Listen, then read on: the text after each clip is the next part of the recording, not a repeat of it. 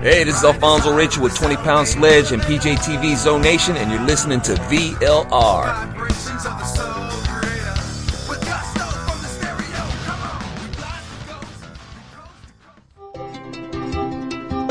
At Independent Journal Review, we publish news that is objective, fair, and entertaining.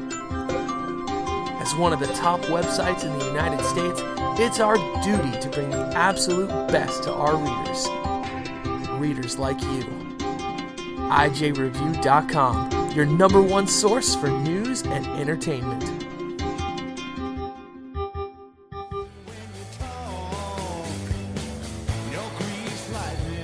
A progressive woman once told me that if she was my wife, she'd poison my coffee. I told her if I was her husband, I'd drink it.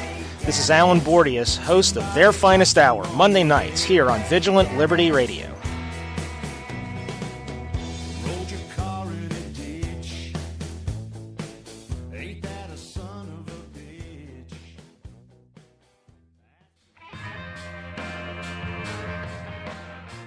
Hi, I'm Dustin Hoyt with America Our Way, and you can hear me right here on Vigilant Liberty Radio at 10/9 Central on Thursday nights. We bring you the best in political commentary from the right-wing, conservative, libertarian perspectives coming together and bringing the best content on the internet. Be sure to tune in every week for your favorite shows. Follow us on Facebook and Twitter.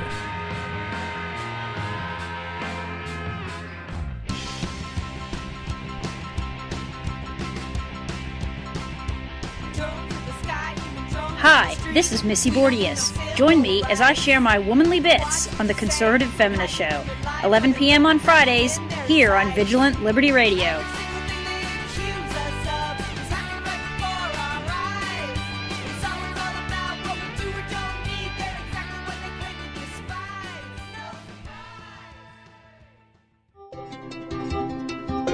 At Independent Journal Review, we publish news that is objective, fair, and entertaining. As one of the top websites in the United States, it's our duty to bring the absolute best to our readers. Readers like you. IJReview.com, your number one source for news and entertainment.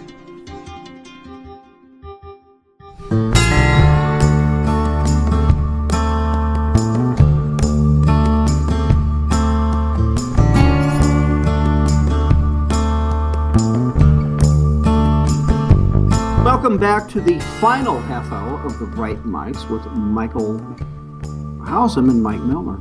See how I switch that out? You can always ring us up, 412-567-6879. Okay, so Hausum, I want to talk, this is something we did not get to yesterday, and it's a post you put up on IJR, that would be IJReview.com for those of you new to the show, and you need to check out not only everything we post, but just the site in general, because it's awesome, and it's one of the big boys on the block. But anyway, dude, your post about the Rolling Stones article, and before you say anything, I'm not going to even read the headline. You say, dude, this is brilliant. You say articles from The Onion or The Daily Current, these are satirical sites for those of you who don't know, are easily recognizable as satire because every single thing, obviously, they publish is satirical. But, you say, however, Rolling Stones recently published an article titled, quote, 5 economic reforms millennials should be fighting for, which was outstanding. So talk to us about that. Yeah, well, it's interesting. Somebody sent this thing to me, and it's not a new article, but somebody sent it to me and just said, Hausum, you've got to respond to this thing. And as I was looking through it, obviously the guy, he's got a bit of a sense of humor, or he's trying to, but I couldn't figure out if they're actually real suggestions or not. And at this point, so I did a video, wrote the article, talked about it a little bit with some friends, continued to watch the comments. There's a lot of comments on the Rolling Stone article. And there are, a handful of comments. In fact, one of the things that was edited out by IJR is I put in a ton of comments. I just screenshotted and put up the comments that were in the Rolling Stone article itself, questioning whether or not it was a legitimate suggestion, and I still don't know if it's real or not. So maybe let's just, for the sake of argument, let's just presume that they are real suggestions. Okay, let me ask you this real quick, because as I'm reading this and my ancient brain is thinking, was this not reported by Time Magazine, and we talked about that, or no? You know what? I don't know. That's a really good question. All right, so it doesn't make any difference because today's today. So, yeah, let's do that. You want to take on the first one? Yeah, sure. So the first suggestion from Rolling Stone, and the title of the article is this: 5 economic reforms millennials should be fighting for. Okay. Number 1, guaranteed work for everybody. Employment blows. Now unemployment blows. Yeah. Unemployment blows. So from the actual source article, here's what their explanation is.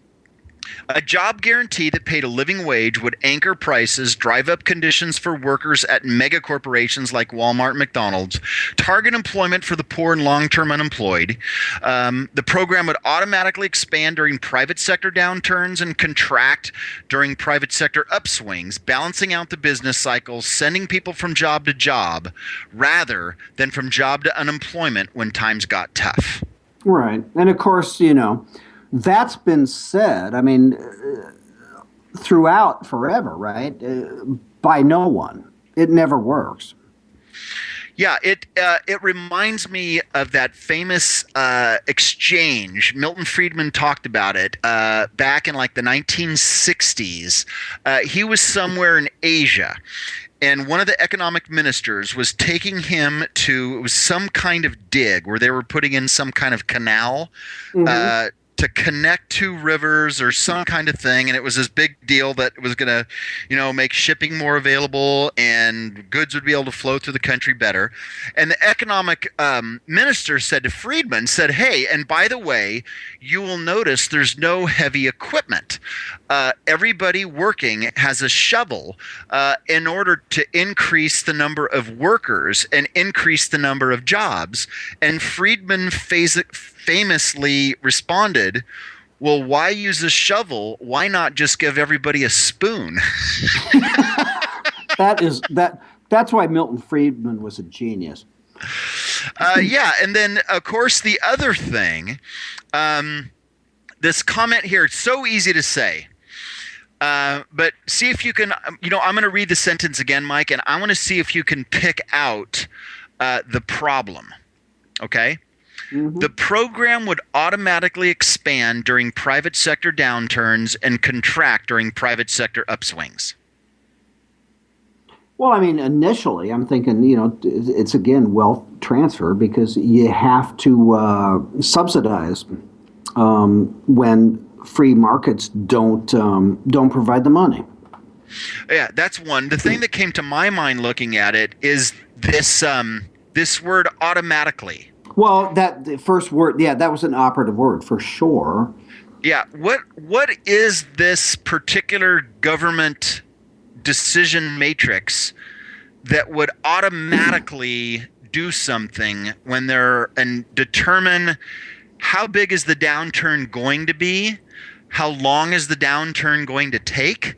How big will the upswing be? I mean, and who created the everything around automatically, right? The guidelines. Yeah, well, why don't we just set up a government program that automatically adjusts when needed? Yeah, like okay, a lot of liberal stuff. Okay, wait a minute. Yeah, should not digress here. We'll talk about this a lot later sometime. But FDR's New Deal. I would just guess, okay, knowing a little bit about it, and of course FDR being lauded for taking the country out of the Great Depression. Of course, World War II did that. But he would have supported something like this, I think.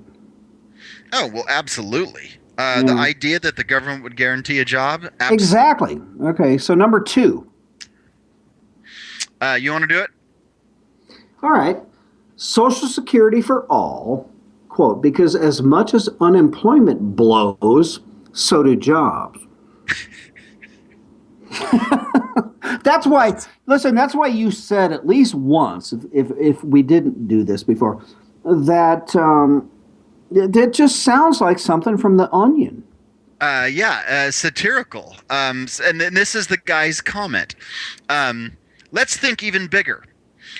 What if people didn't have to work to survive?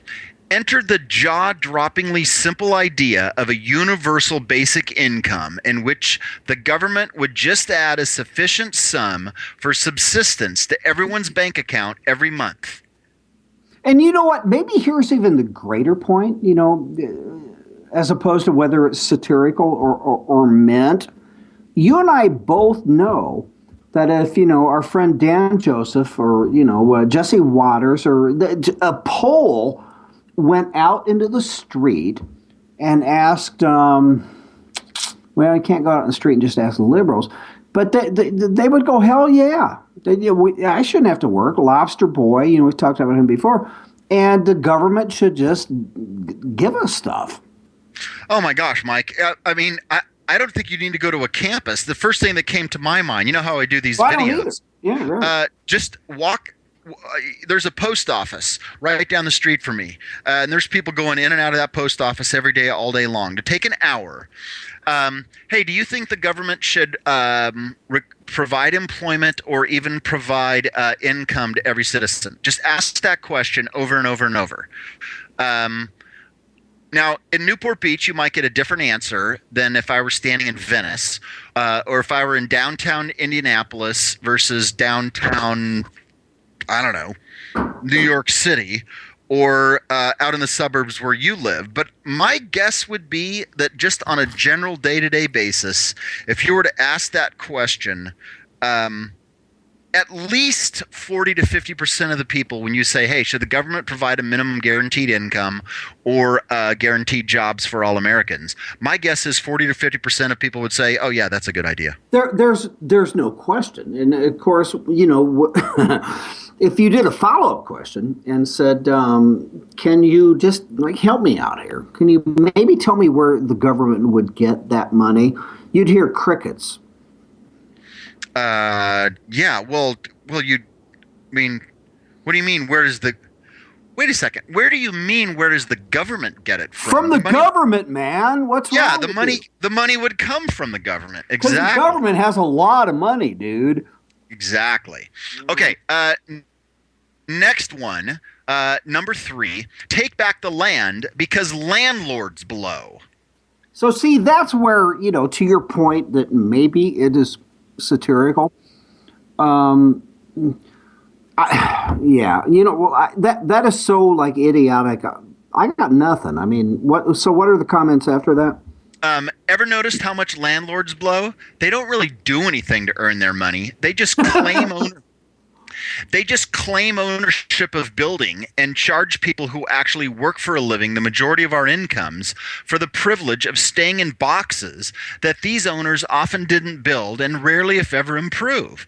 In a few years, my landlord will probably sell my building to another landlord and make off with the appreciated value of the land she/he also claims to own, which won't get taxed as long as she/he plows it back into more real estate. Okay. Think about how stupid this is. Well, I'm sorry, continue. Think about how stupid that is. The value of the land has nothing to do with my idle remote landlord. It reflects the nearby parks, subways, and shops, which I have access to thanks to the community and the public. So why don't the community and the public derive the value and put it towards uses that benefit everyone? Because capitalism, that's why. Yeah, see, you lost me at the landlord's, quote, claim ownership. I think that could pretty much be proved, couldn't it? Exactly. If you know what, that's true, man. If we could get rid of private property, and that is oddly enough number 4, make